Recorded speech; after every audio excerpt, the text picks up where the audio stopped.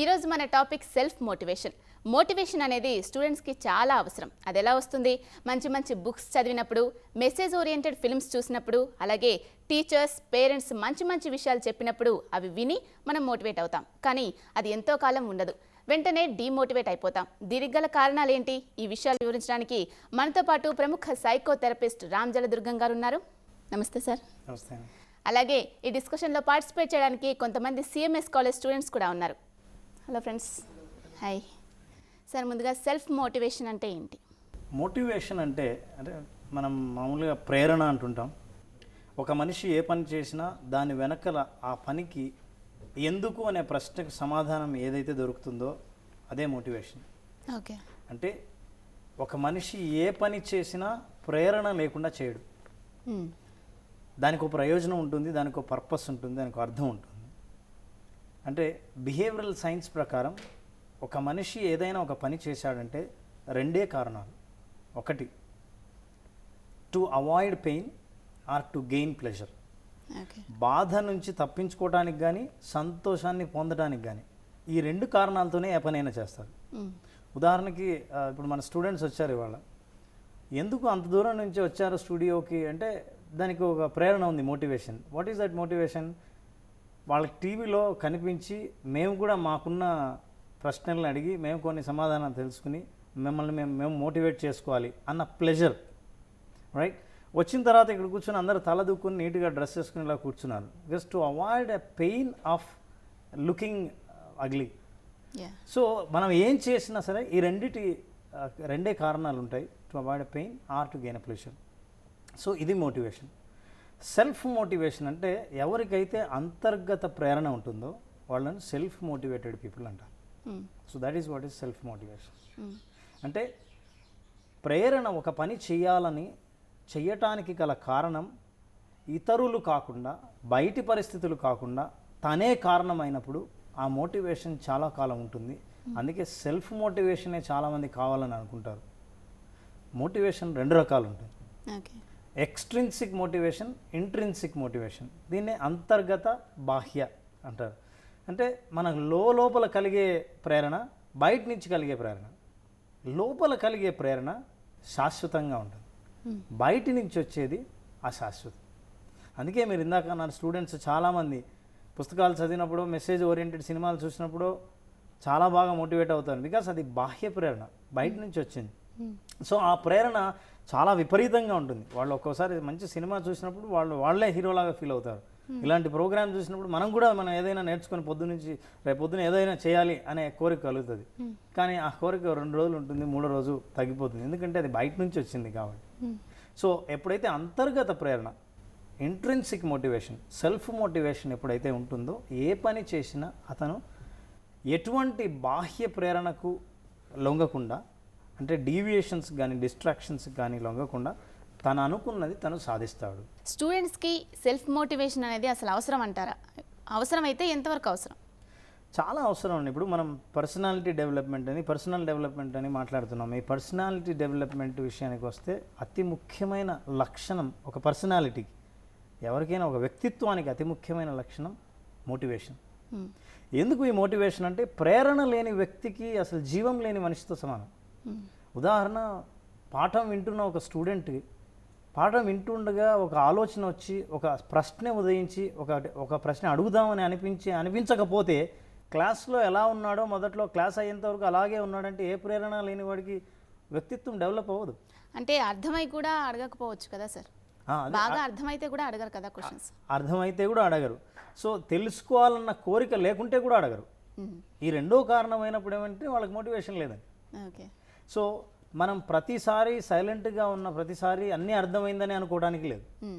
So ఈ ప్రేరణ లేని students, ఈ మోటివేషన్ లేని స్టూడెంట్ను తమ వ్యక్తిత్వాన్ని అద్భుతంగా తీర్చిదిద్దుకోవడంలో ఫెయిల్ అవుతారు.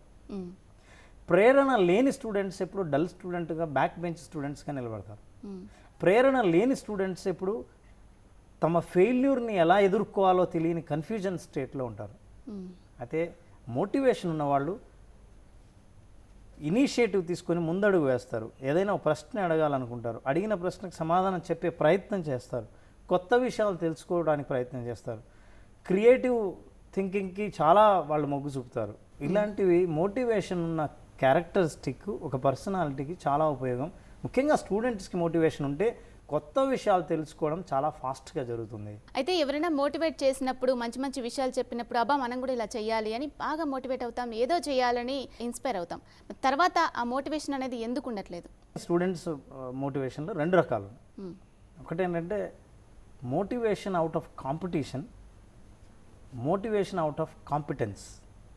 అంటే పోటీతత్వానికి మోటివేషన్ అవ్వడం ఒకటి, రెండవది తనకున్న కాంపిటెన్స్, తనకున్న నైపుణ్యంతో మోటివేట్ అవ్వడం రెండవది. పోటీతత్వం అంటే ఏంటంటే people have got different motivation from students. Number one, achievement motivation. అంటే నేను ఇది సాధించాలి ఎలాగైనా అన్న కోరిక కలగడం. నేను సాధించి ప్రూవ్ చేయాలి అన్నది ఎవరి కోసమో కాదు, నా కోసమే. ఇది నేను ఇష్టపడి చేస్తున్నాను. అందుకే మనం కష్టపడి చదవడం కాదు, ఇష్టపడి చదవడం అంటారు. ఇష్టపడడం అంటే ఏంటంటే మీరు స్వయం ప్రేరణ, మీకు చెయ్యాలని అనిపించి మీరు చేయాలి. మీరు హోంవర్క్ ఎందుకు చేస్తున్నారంటే ఇందాక నేను అన్నాను, to avoid pain or to have a pleasure. ఎందుకు చేస్తున్నానంటే టీచర్ కొడుతుంది కాబట్టి. నేను ఇప్పుడు ఈ ప్రాజెక్ట్ ఎందుకు కంప్లీట్ చేస్తున్నానంటే మిగతా వాళ్ళందరూ చేసి ఉంటారు, నేను చేయకపోతే బాగుండదు కాబట్టి. ఇదంతా తన కోసం చేయడం కాదు, నేను చెయ్యాలి కాబట్టి కాదు, మిగతా వాళ్ళు ఏమనుకుంటారో ఆ పనిష్మెంట్ నుంచి తప్పించుకోవడానికి. ఇలాంటి కారణాల వల్ల మోటివేట్ అయినప్పుడు ఆ మోటివేషన్ శాశ్వతంగా ఉండదు. అందుకే మొదటి మోటివేషన్ నేను ఇందాక చెప్పినట్టు అచీవ్మెంట్ మోటివేషన్. అచీవ్మెంట్ మోటివేషన్ అంటే సాధించాలన్న కోరిక, తపన, తపస్సు ఉన్న స్టూడెంట్స్ సాధించేటప్పుడు దాన్ని అచీవ్మెంట్ మోటివేషన్ అంటారు. The second motivation is a motivation for society. మా బంధువుల్లో అందరూ డాక్టర్లే, వీళ్ళందరూ అమెరికాకి వెళ్ళారు, వీళ్ళందరూ బాగా సంపాదించారు కాబట్టి నేను కూడా చదవాలి, నేను ఎలాగైనా సరే అక్కడ సీట్లు సంపాదించాలి. వీళ్ళందరూ ఈ కాలేజీలో చదువుతుంటే నేను ఆ కాలేజీలో చదివితే అవమానం కాబట్టి నేను ఈ కాలేజ్ అంటే సొసైటీ ఉన్న పరిస్థితులు మోటివేట్ చేస్తాయి వీళ్ళని. అంటే ఆ కండిషన్స్ చూసి వీళ్ళు మోటివేట్ అవుతారు. ఒరిజినల్గా వీళ్ళకి ఆ కోరిక ఉండదు. అందరి ముందు అవమానం కాబట్టి నేను ఈ పని చేయాలి. ఇది society motivation for society. And third is the motivation for a promised incentives. అంటే నాకు ఈ ప్రయోజనం గ్యారంటీగా వస్తుంది అనుకున్నప్పుడు మాత్రమే చేసే పనులు. నువ్వు స్కూల్కి వెళ్తే నేను చాక్లెట్ ఇస్తాను. సో నేను స్కూల్కి ఎందుకు వెళ్తున్నా? చాక్లెట్ కోసం, స్కూల్కి వెళ్ళడం కోసంగా. స్కూల్కి వెళ్ళాలన్న కోరిక నాది కాదు, అమ్మది. సో నేను ఎందుకు వెళ్తున్నా మరి? చాక్లెట్ వస్తుంది కాబట్టి. ఇదే మోటివేషన్ చాలామంది ఇండస్ట్రీస్లో, ఫ్యాక్టరీస్లో లేదా ఆఫీసుల్లో ప్రవేశపెడతారు. ఎందుకంటే ఎక్కువ పని గంటలు పని చేస్తే మీకు ఎక్కువ ఎక్స్ట్రా ఇన్సెంటివ్ వస్తుంది. So that is also a motivation for promised incentive. మీరు ఈ టార్గెట్ ఇంత రీచ్ అవుతే మీకు ఎక్స్ట్రా ఇన్కమ్ ఉంటుంది, ప్రామిస్డ్ ఇన్సెంటివ్. ఇట్లాంటివి ఏమైనా ఖచ్చితంగా నాకు ఇది వస్తుంది అని అనుకున్నప్పుడు చేసే పని. వీళ్ళకి అది రాకపోతే చేయరు. ఒకవేళ రావటంలో ఏమాత్రం తగ్గినా సరే, దీని ఎక్స్పెక్టెన్స్ థియరీ అంటారు. అంటే నేను ఎంత రిటర్న్స్ ఎక్స్పెక్ట్ చేశానో అంతే రాకపోతే నాకు ఉండాల్సినంత మోటివేషన్ ఉండదు. The third is that motivation out of fear. భయం వల్ల మోటివేషన్.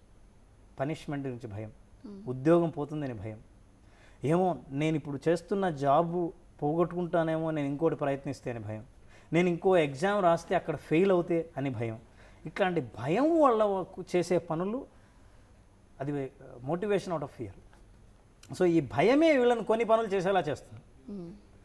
ఎందుకు సిన్సియర్గా 9 o'clock కరెక్ట్గా ఆఫీస్కి వెళ్తున్నా అని అంటే ఇంతకుముందే 2 ఉద్యోగాలు పోగొట్టుకున్నారు సరిగ్గా పని చేయకపోవడం, అందుకని నేను వెళ్తున్నాను. అదర్వైజ్ పొద్దునే లేచి అలవాటే నాకు లేదు అని అనుభవం ఉంటుంది. So out of fear. And the last is that motivation out of change.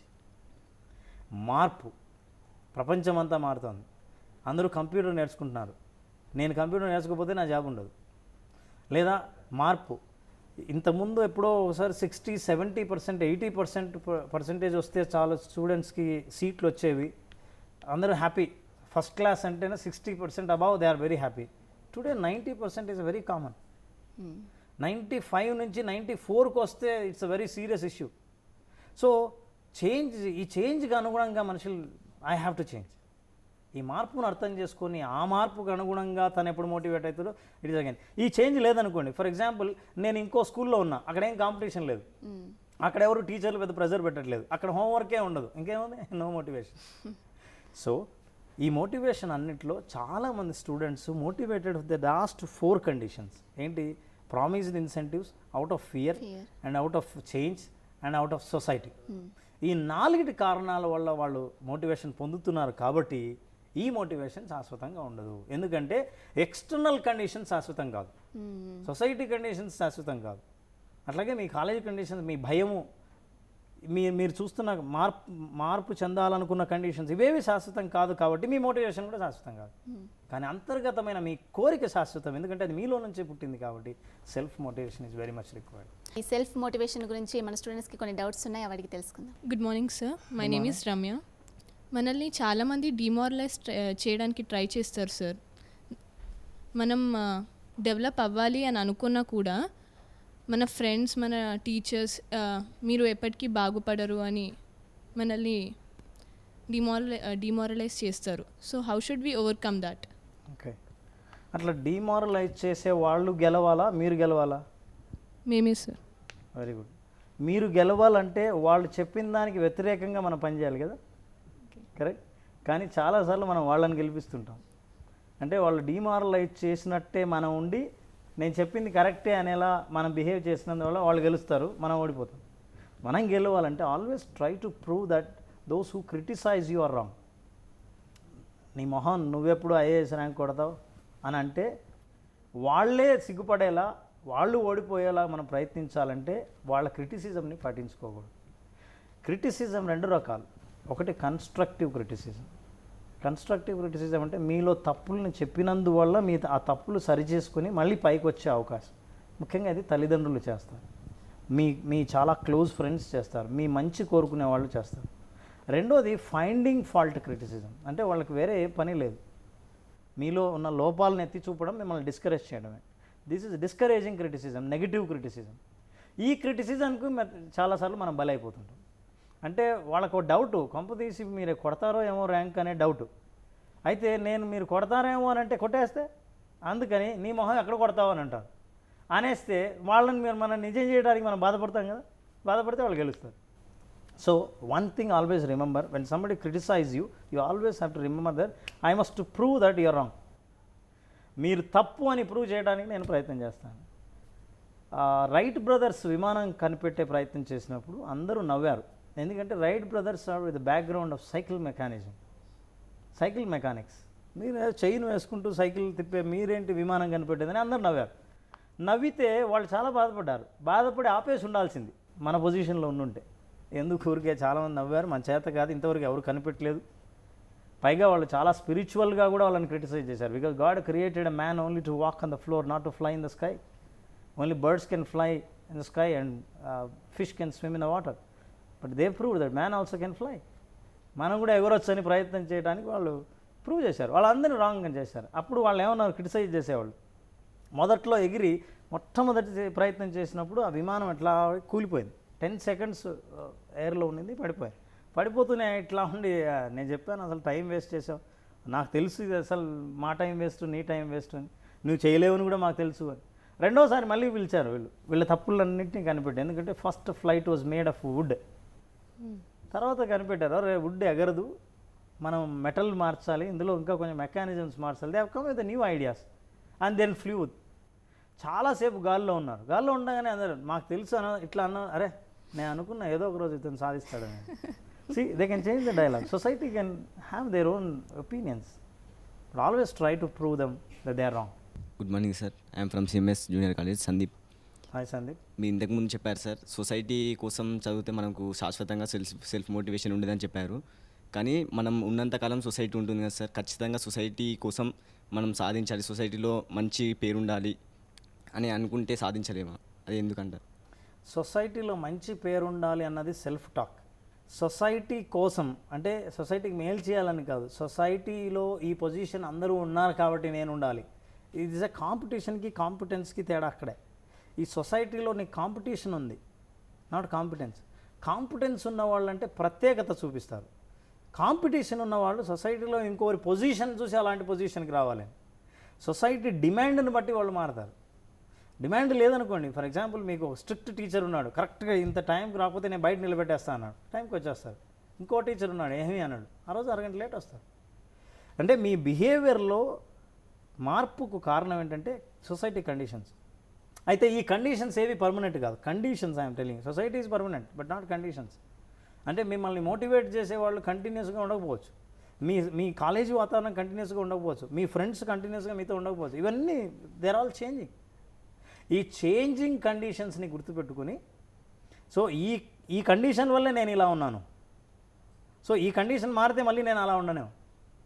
అందుకే ఎప్పుడు డిఫరెంట్గా ఉండాలని అనుకున్న వాళ్ళు ఎవరి కోసమో కాకుండా తామే డిఫరెంట్గా ఉండాలన్న కోరిక వాళ్ళకి కలుగుతుంది.